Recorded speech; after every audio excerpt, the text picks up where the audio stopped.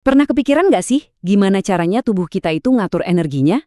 Ini tuh kayak jaringan listrik super canggih yang setiap saat ngambil keputusan. Nah, di sini kita bakal coba bedah bareng-bareng gimana semua itu bekerja. Soalnya setiap detik, bahkan pas kita lagi santai kayak gini, tubuh kita itu bikin ribuan keputusan soal energi. Kapan harus bakar, kapan harus simpen, kapan harus bangun ulang. Oke, yuk kita langsung terjun dan pecahin teka-teki ini.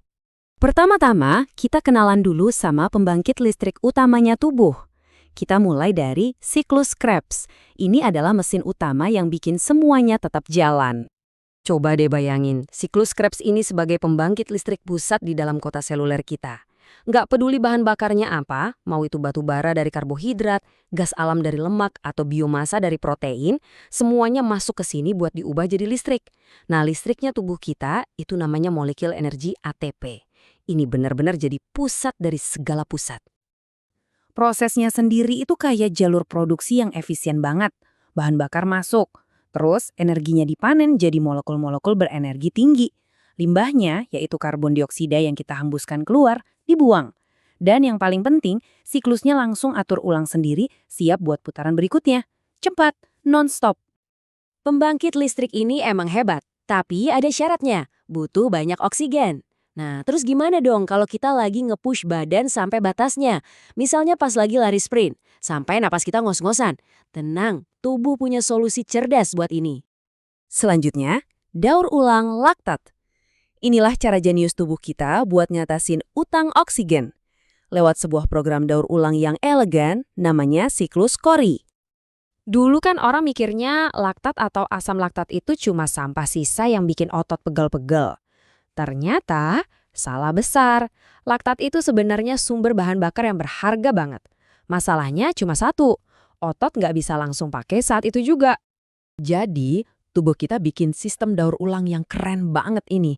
Siklus Cori itu ibarat jembatan metabolisme antara otot yang lagi kerja keras sama hati kita yang serbaguna. Cara kerjanya jenius banget. Pertama, kita lihat di otot. Waktu kita lari kencang, otot kita cepet-cepet mecah glukosa buat dapet semburan energi.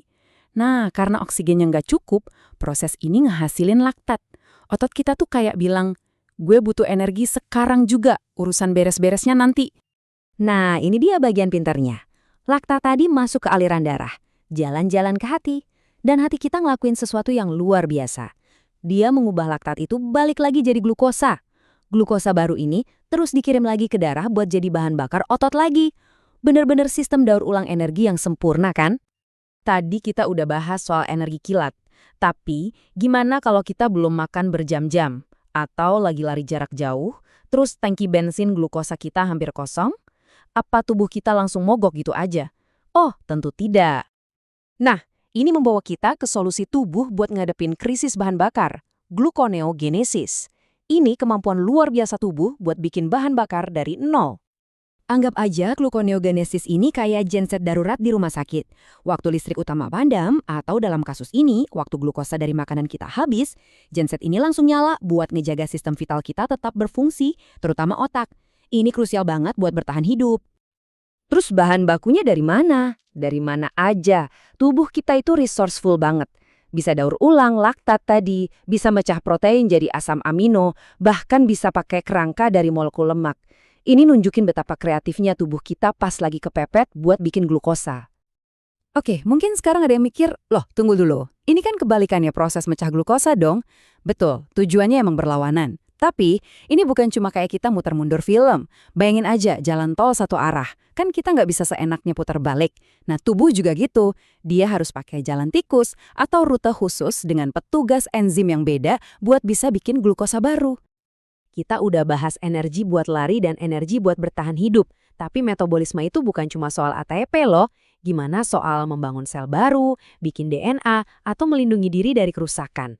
Nah, untuk itu kita butuh jalur yang beda lagi. Bagian terakhir kita, rute alternatif glukosa. Jadi, untuk membangun dan memperbaiki, tubuh punya yang namanya jalur pentosa fosfat.